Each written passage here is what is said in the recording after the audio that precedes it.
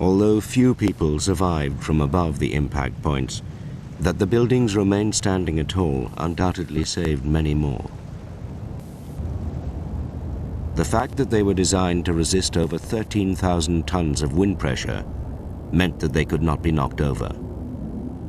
In a remarkably prescient interview given over 15 years ago, Charlie Thornton, now one of the investigators, considered the scenario.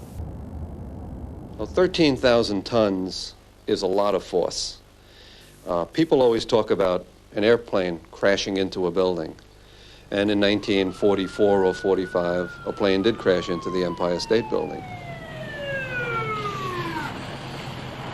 But the largest aircraft flying today, at least commercially, the 747, fully loaded, is on the order of 300 tons. So if you think about a 300-ton element crashing into a building that's been designed to carry 13,000 tons, you can see that an aircraft crashing into the World Trade Center would probably not do anything to the major building. It could affect localized structural elements, could knock out a column, and there could be some damage. But as far as a plane knocking a building over of that type, that would not happen. Since the Empire State accident had shown that a plane could crash into a New York skyscraper, the designers were forced to consider the possibility, taking the example of a Boeing 707 passenger jet, one of a new generation of heavy civil aircraft.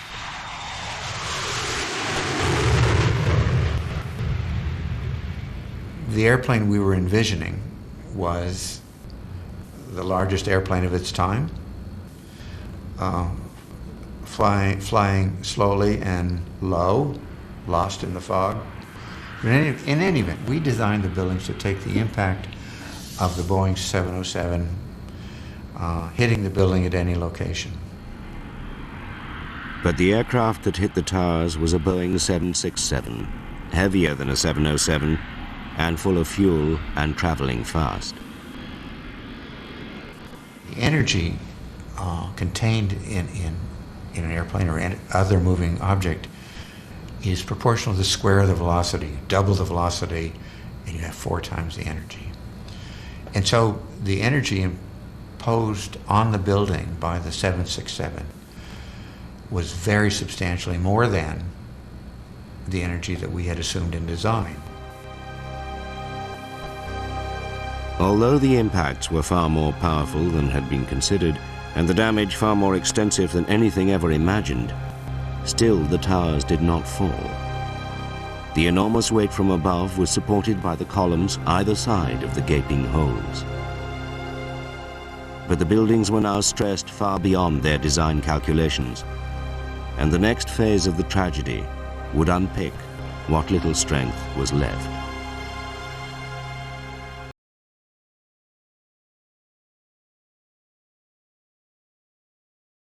These were the biggest buildings in New York City. Each floor was one acre in area, and we're looking at this, and we see smoke issuing under pressure for at least the top 20 floors, maybe more.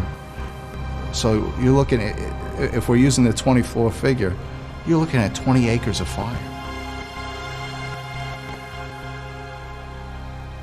Although the designers of the World Trade Center had considered the possibility of aircraft impact, it seems no one had calculated the effect of the fuel on the structure. To the best of my knowledge, the considerations of the fuel in the airplane in terms of an explosion or a great fire was not considered. Now,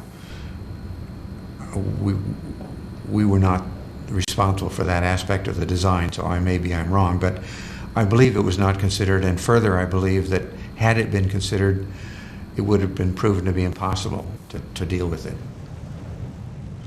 As thousands of gallons of aviation kerosene burned, hundreds of firefighters were dispatched to the scene, although in reality, the sheer scale and design of the buildings meant there was little they could do to save them.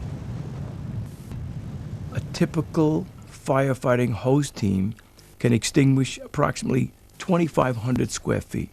That's an area 25 by 100. If you get 2 attack hose lines side by side, They may be able to extinguish about 5,000 square feet of fire. The World Trade Center floor areas were 40,000 square feet. They're building these high-rise office buildings with open floor design and creating spaces almost 10 times more than the area we can extinguish with hose streams.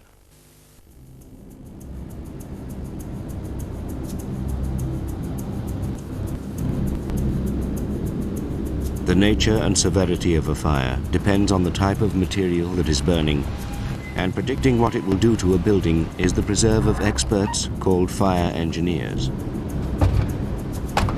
Jonathan Barnett is one of the official team investigating the events of September the 11th.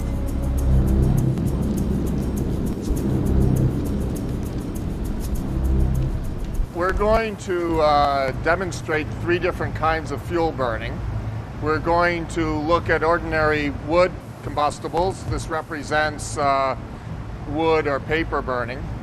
We're going to look at a small pool of kerosene, and we're going to look at these styrofoam cups, which represent ordinary furniture that you might find in an office, which are made up mostly of plastics. Although all these materials burn at a similar temperature, kerosene and most plastics have a far greater potential to destroy. It's the energy that's given off that's different. When you have a kerosene fire, it gives off much more energy, twice the amount of energy as a wood fire, the same mass of material, twice as fast.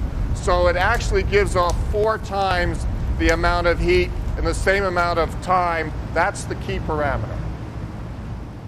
Any unprotected steel structure faced with a highly energetic fire can be seriously damaged, such as in this test carried out in 1995. In it, a large amount of typical office furniture was burnt to see what would happen to the heavy steel beams that supported the ceiling. When steel is bare, when it heats up, it gets weaker.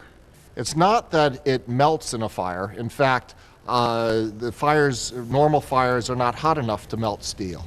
Even if you were, for example, to use an unusual fuel like kerosene, you cannot achieve temperatures hot enough to melt steel. But what happens is it starts to lose its strength. And as it loses its strength, it starts to sag. It becomes softer and sags and can no longer support the load. This was the largest test of its type ever carried out, and it showed how unprotected steel can be distorted even by a normal office fire. But as is usual in steel buildings, the structural beams only slowly and progressively warped and sagged. There was no chance of a sudden collapse. In over 20 years, I have not seen, until recently, a protected steel structure that has collapsed in a fire.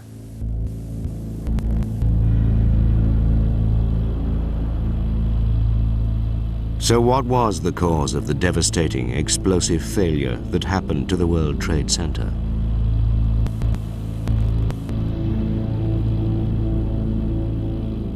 How did such a massively strong steel building suddenly give way and come crashing down to Earth?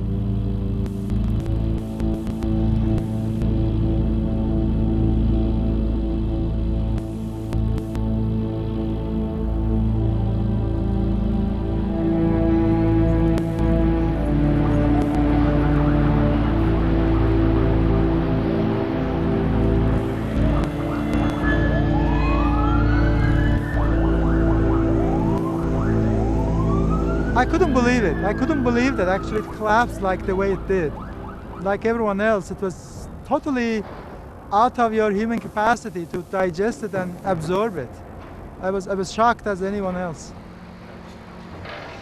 Professor Hassan Astane is one of the few scientists actually carrying out analysis of the twisted remains that lie in the scrapyard in New Jersey. He has been studying the condition of the steel columns in an attempt to find out what the collapse mechanism could have been. There are several clues that immediately point to a very specific and unusual scenario.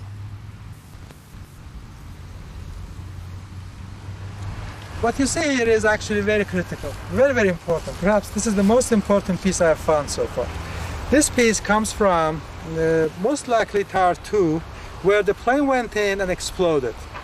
This is the inside face of back columns. So plane went in, exploded right here, and the explosion hit this surface. What you see here is, first of all, a bend that is due to explosion, but more importantly, this is a signature of explosion here. This has happened due to explosive material hitting this column and making that bulge. So this is the floor where explosion happened. And the windows are blown away, everything is burned, even fireproofing on this floor is burned and glazed to the steel.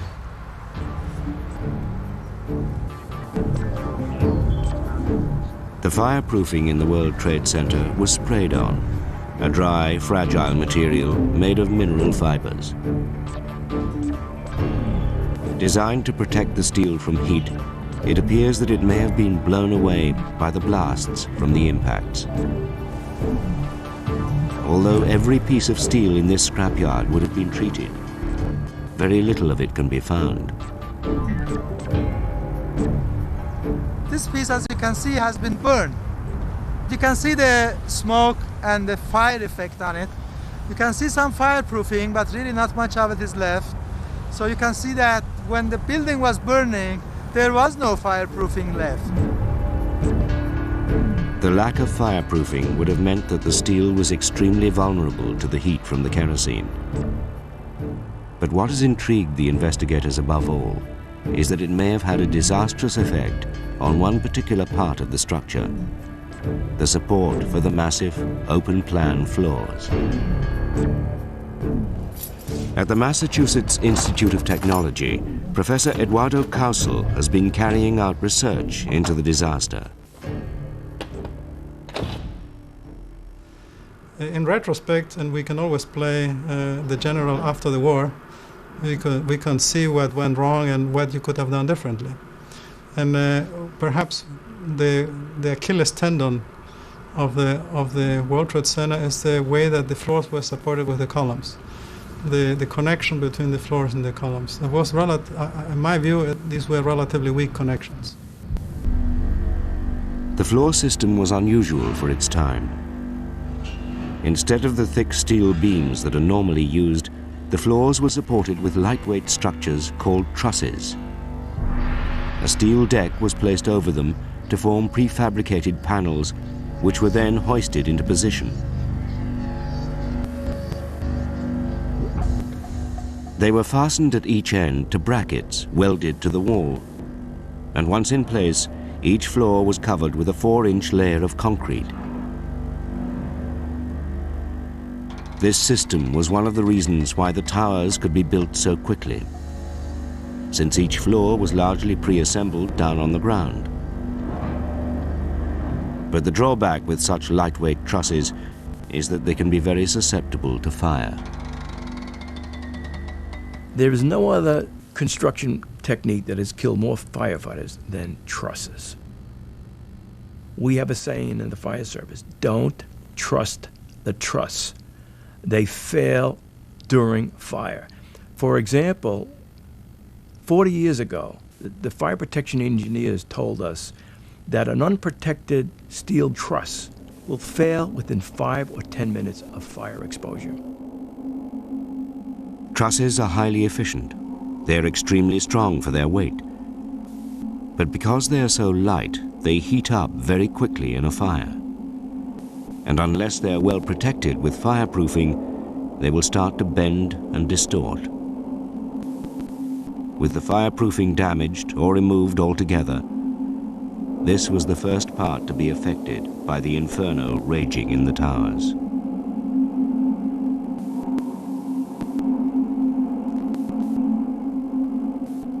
This computer simulation done at MIT shows how heating the trusses would cause them to fail. What the simulation shows is that the most likely, the weak